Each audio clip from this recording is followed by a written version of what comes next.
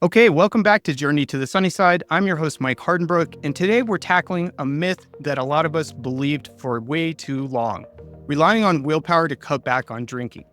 We've been told that willpower is the key to drinking less, but my guest today is going to turn that idea on its head.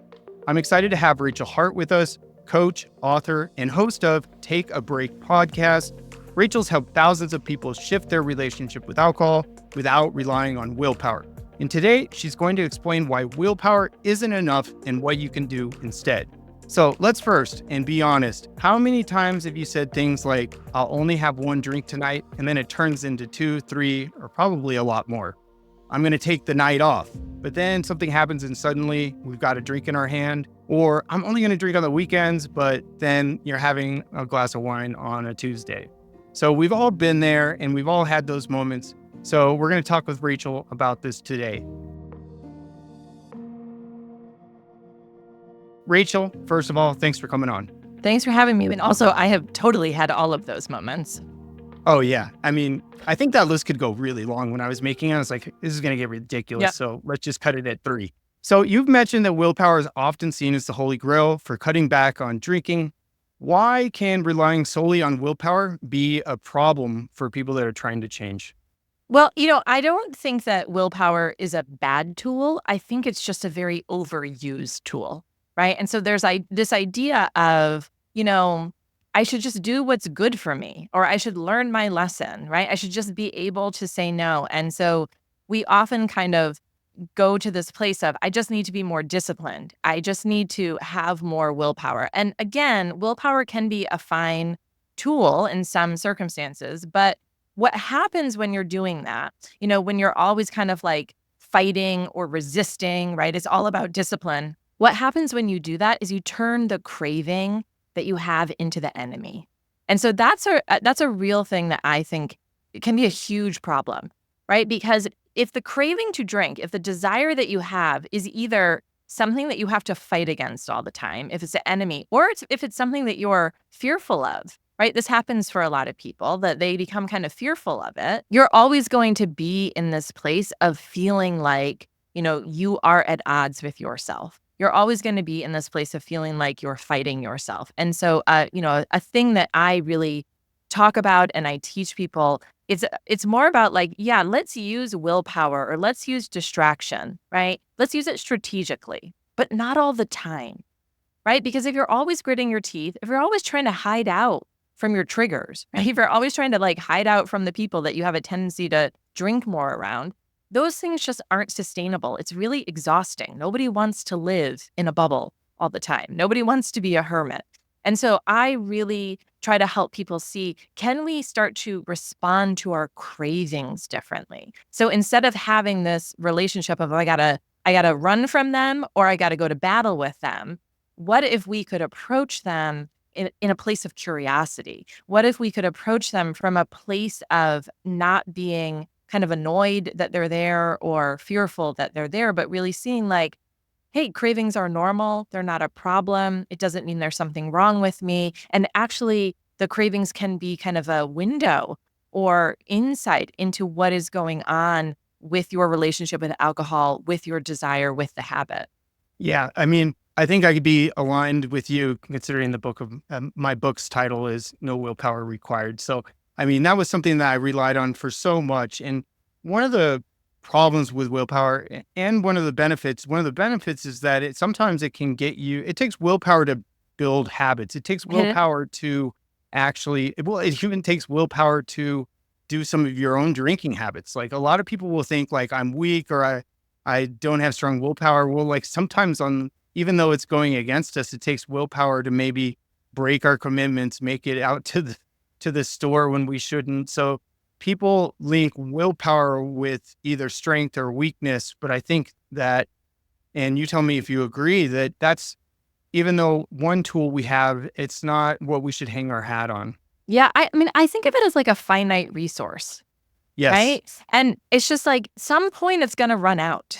Right? Like we've all had that experience of, whatever. It doesn't have to do with drinking. We've all had that experience of, being really good at like, following a diet or being really good with our spending. And like at some point, that finite resource runs out. And so it's like, well, then what? If we know that it's a finite resource, what are we going to do? How are we going to show up in the moments when it's like, oh, I feel like all the willpower is gone, or I had a really terrible day, right? Or there's something major happening in my life. Like that happens a lot with people is they'll say, everything was going really well with my drinking and then things got crazy at work. Or then, something's happening with my teenager, or all of a sudden I'm in charge of taking care of my elderly parents, right? Or, it's just like, okay, willpower can work, but it's generally not going to help you through those situations. Yeah, that I have said that myself. Excuse me, everybody, my voice is going here. But I've said that so many times, like it is finite. Eventually it will run out if that is your only strategy. And so, you couple it with things like you have decision fatigue after a long day. You have those stressful moments that you're talking about. You have depletion of glucose in your brain that then makes bad decisions. That's why people argue in the evening. That's why they make poor decisions. So it's also, this is the biggest part. It's a resist strategy. So, you can only resist so long. So if we are looking at this as a finite tool that we can use at times, tell us what's the alternative? What's the alternative approach we should be looking at this from? Yeah. So I think about, when it comes to your cravings, right? So just like you said, you can resist the craving, right? But that may not work forever. We can also just react to it, right? We can just say yes and give in and not question it. We can try to distract, right? We can try to just like hide from it. But the tool that I really think works the best and works the best in so many different situations is, how do I actually open up to it? How do I get curious about it, right? So I'm not resisting. I'm not immediately giving in, but I'm also not going to war. I'm also not running from it. How can I actually open up to it? And, in many ways, one of the things that I teach is around mindful drinking. And I mean, this really is a mindfulness practice, right? It's a practice of, okay, so there's this craving here. Can I notice it, right? Can I name it? Can I notice it? Can I see what is kind of coming along with it, rather than immediately going to these strategies that may work for a bit, but we know have a tendency to not work forever? If anything, I think being mindful with your drinking has more parameters to keep an eye on versus somebody that wants to just give it up and go abstinence, because it's yes or no. It's an on or off switch. So what's your approach like, specific to mindful drinking? Do you have any differences? Like, let's just say for any other habit? Yeah, I mean, well, I think one of the things is, in terms of, I think it kind of blows people's minds, the idea that they can actually be mindful of a craving or name and notice a craving once they've started drinking. Because for a lot of us, myself included, I believed for the longest time, once I start drinking, I can't stop, right? I had a lot of evidence that that was true. And so the idea that I could observe what was happening and kind of tune into myself seemed like, no, I don't, that's not going to work for me. Maybe it works for other people, but not going to work for Rachel. And so one of the things that I really talk about is, using questions and useful, powerful questions in that moment, rather than what a lot of people do when they're trying to drink less, is they go like immediately into negotiating with themselves, right? And like as soon as you go into negotiating, I'm kind of like, well, you've lost it. Right? Because Yeah. you're just in that place of like, oh, I don't know, but like my friend is ordering another, right? Or I don't want to go home this early, or, it was an expensive bottle. I don't want to waste it. Like as soon as we've gone into negotiation, we're outside of that place of, like, I wonder why I want more, or I wonder why this isn't enough. Like that, I think is a really powerful question. Because when you start getting curious about like, why isn't this enough? You have to answer the question of like, enough for what? Right? Like, and that then brings us to kind of a next level or a deeper level of, okay, so like, what is my desire about? Again, yes, it can just be, right, the pleasurable sensation that alcohol is creating. Yes, but there's more to it. I think we don't examine drinking kind of from that many faceted view to see like, well, yeah, enough for what, right? And so I think asking those questions can be a really powerful thing. And again, you're not going into the place of negotiation, you're going into a place of curiosity. Yeah, I love that because recognizing patterns in your behaviors in the moment, I feel like is so much more powerful than it is like negotiating with yourself or just being like, I'm not going to drink or I'm not going to order another one, and saying that over and over at dinner, like, if somebody else orders one. Like, for example, a couple strategies that work for me is that I realize that like past a certain point of drinks, like the euphoria, that's it. Like, and I'll say to myself, and anything after that is going to have diminishing returns and also negative consequences. So I'll say to myself, like, this is as good as it's going to get. So if I'm negotiating with myself and my prefrontal cortex is down and not able to resist in the way, I can also recognize that and say, hey, listen, I'm probably not making the right decisions. This is as good as it gets. And then sometimes even if that doesn't work, I'll be like, you know what? I usually the next day never look back and say, damn, I wish I would have ordered another one. So like some of those, instead of like Right. resisting, I sort of have those negotiations with myself. Are there some strategies that you like to go to? Yeah, I mean, one of the things that I really like is the question, is all of me still enjoying this? Right? And to really like all of me, right? I think sometimes what happens, people will really, they'll really just be amazed to see that this thing that you're like, oh, this is my favorite kind of wine, or this is my favorite drink, right? That your experience of consuming it will not be consistent through the entire glass, even. Like that, when people have that realization, and then to start to see, when I like tune into myself, I definitely get to a point where I'm kind of like, I don't know, I experience it in a very visceral way that it almost, things will start to taste like a little too acidic. Like I'll notice that, I'm getting that kind of like puckery feeling in my mouth. Again, this is like unique to what I've Sure. experienced when I practice this. But to be like, okay, so the reward center, right? Like my lower brain may be like, yeah, more, right? But it's like, is all of me having an experience where all of me enjoys this right now? And it's very fascinating to notice sometimes you're like, no, right? There's a part of me that's like, oh, I think I've actually like reached the limit here. That doesn't necessarily mean, right, that your lower brain has stopped calling out for more. This is why I think it's really powerful to work with cravings, right? And to have this openness to cravings, because I think I was just talking about this yesterday. I was saying that I'm never saying to people like, do this work and you're never going to have a craving again, right? Like cravings are a normal part, like the reward center of our brain. This is like a normal part of how the human brain is supposed to function. And I think a lot of times, people will think like, oh, I shouldn't even want it, right? Or I shouldn't. It's bad for me. And so when it's like, listen, cravings happen, right? And that's not a problem. It's how to change how you respond to it, your relationship with the cravings, right? Like that piece can be really powerful.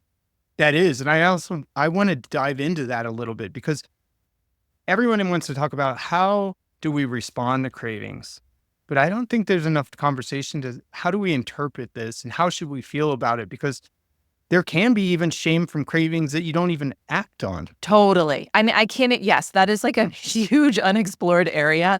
This idea that people will be like, oh my God, I didn't even act on this craving, but just having it somehow means that something's wrong with me, or that, a lot of times people will say like, oh, I guess it means I haven't really changed, right? Like I thought I had changed. Or sometimes people will have like, they'll go long periods of time, right? This happened for me. I'll go long periods of time without a craving. And then like, it felt kind of like out of the blue. My brain was like, you want to have a drink? Right? And I was like, "Oh my God, what does that mean?" And now I see, it means like the brain's being the brain, right? Like nothing has gone wrong.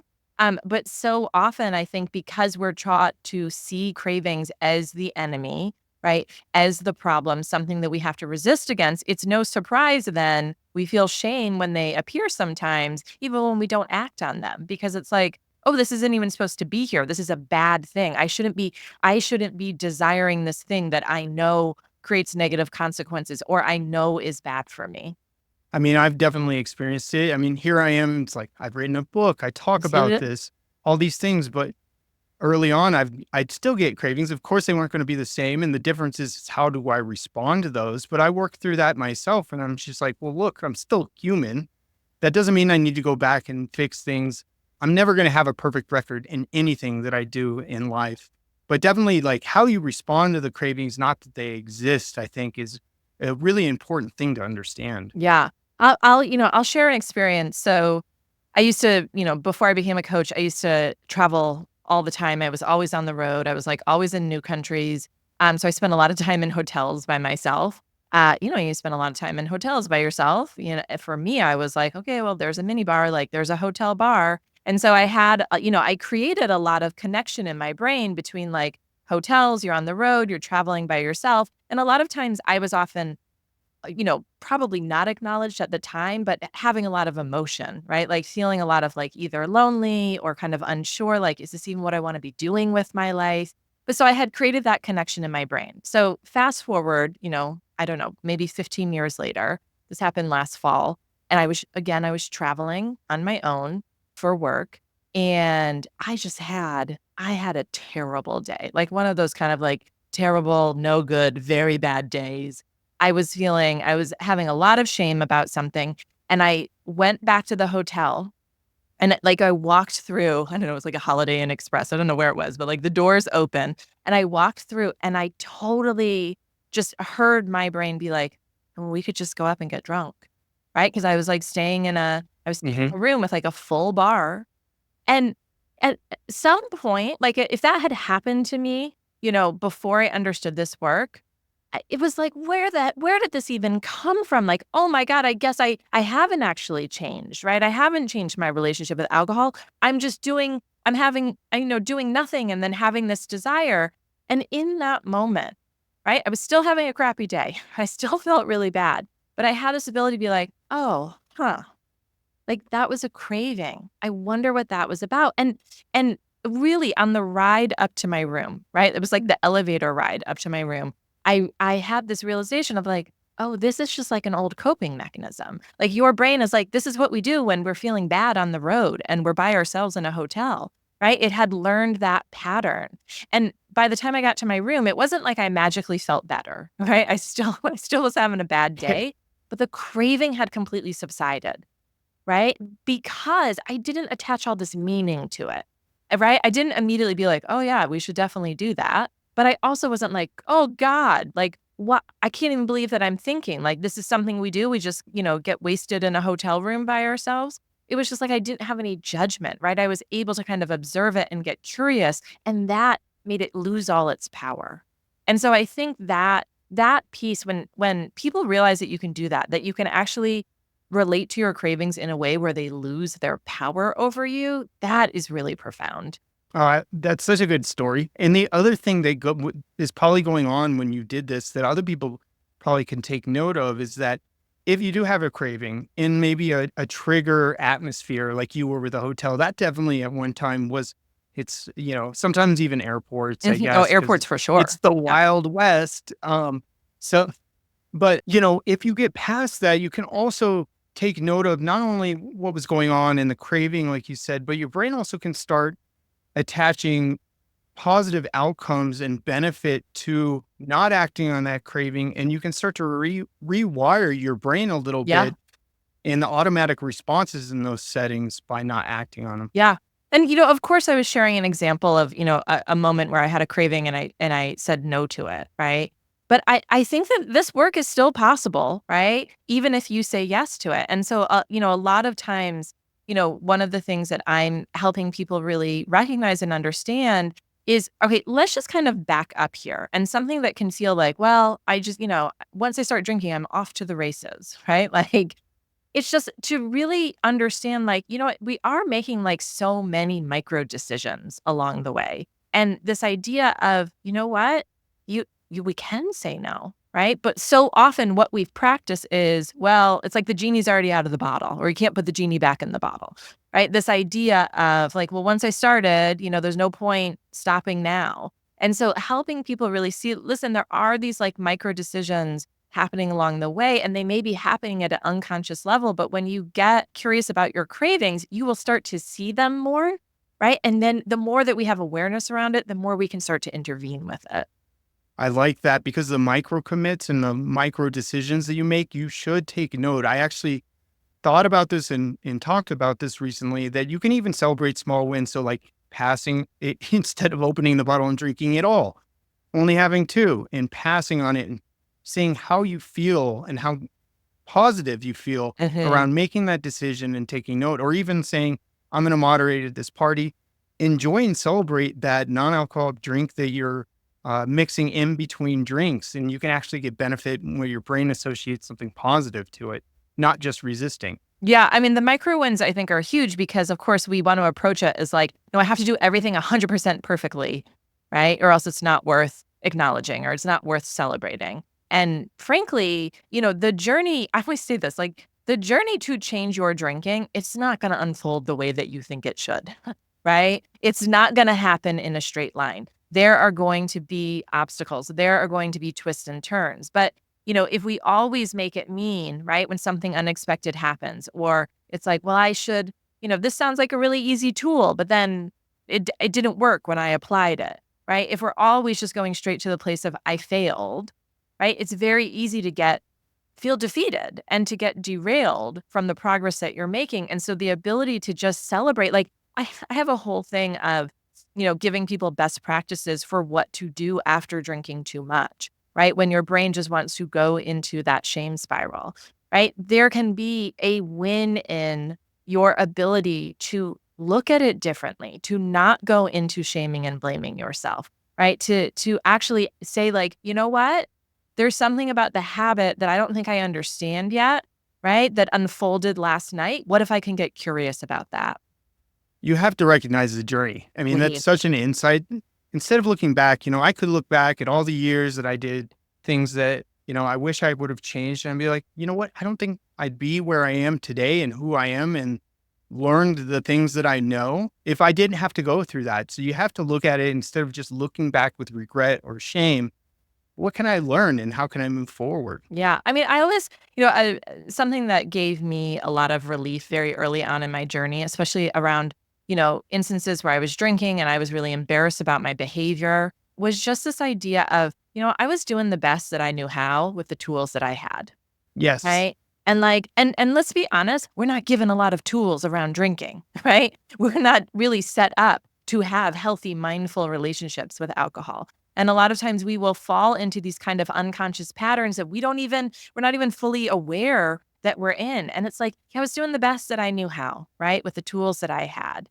And that is a big piece of it, to just say like, yeah, your relationship with alcohol that right now it might feel really frustrating and it might be like, am I ever going to figure this out? To really understand it can be something, the skills that you learn around this can actually be something that you can apply in all areas of your life, right? Because we have cravings in all areas of our life. We don't just have it around alcohol. We need tools for, how do I deal with, when I'm feeling deprived or when I'm feeling awkward or when I'm really stressed out, right? Like, so I always see this, my own journey with alcohol and figuring this out, it really was about laying the groundwork for for improving all of my life and for, helping kind of up level how I showed up with myself and how I showed up with in life. So it doesn't have to be, I think a lot of times people want to look back on the years where it feels like, oh, I was just like drinking a lot and like